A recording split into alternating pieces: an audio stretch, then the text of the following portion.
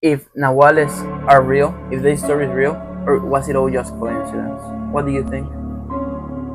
Well, it's hard to know until either you see a transformation or you are confirmed by a person that he can transform into an animal. You got me thinking in Eduardo's. He told this story because he was in shock.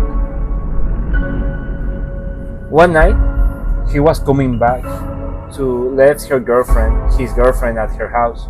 They were coming back on the subway. Once they got out from the station, this big black dog came near Eduardo. He thought it was a handsome dog. He pet him, the dog moved his tail, he played with it a little bit, and when we were walking towards Eduardo's girlfriend's house, the dog followed them. Once he said goodbye and everything, the dog was still out there waiting for him. And when he was coming back to the subway, the dog was still following him. He even thought it was weird, because the dog had to live somewhere there on that section. As he walked far and far away, the dog would stay backwards. It was already late at night, around 10, 11. In Mexico at that time, the city can be very dangerous. Suddenly, some people came out of a store and start screaming to Eduardo. Hey, you! Come here! Come here! Hurry! Hurry! Run! Get into the store! Get into the store! So with that, Eduardo being very confused, he ran and got inside the store and asked the people in there, "Hey, what's up? What's going on?" And they asked him, You didn't notice? "What? Notice what? You were being followed. What do you mean?"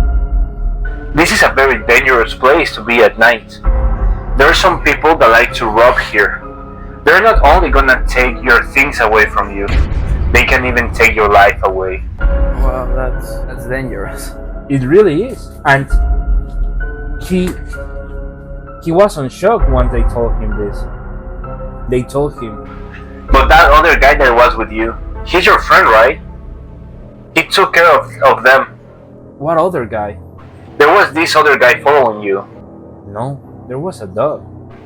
No, there was a person following you. "No, it was a big black dog."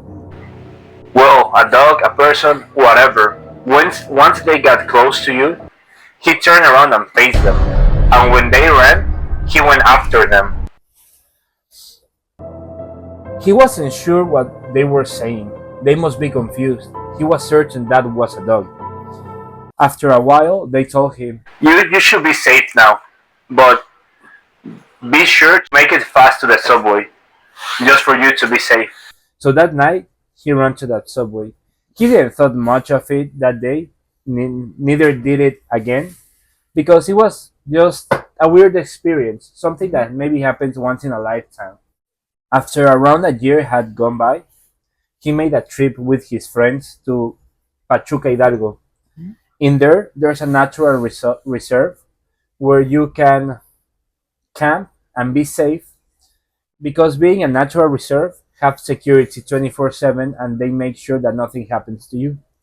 So they were there camping, talking on a bonfire, telling stories. And one of his friends, they went to sleep. He was the last one there, awake, looking at the night, enjoying the stars, the nature, when suddenly, from the depths of the forest, this big man appeared. Says he was around 6'4". And as he appeared, he asked Eduardo. Hey, do you mind if I see to catch some heat? Eduardo says that when he saw his eyes, it was as if he knew him. It was a deep, strong look, but it had kindness on his eyes.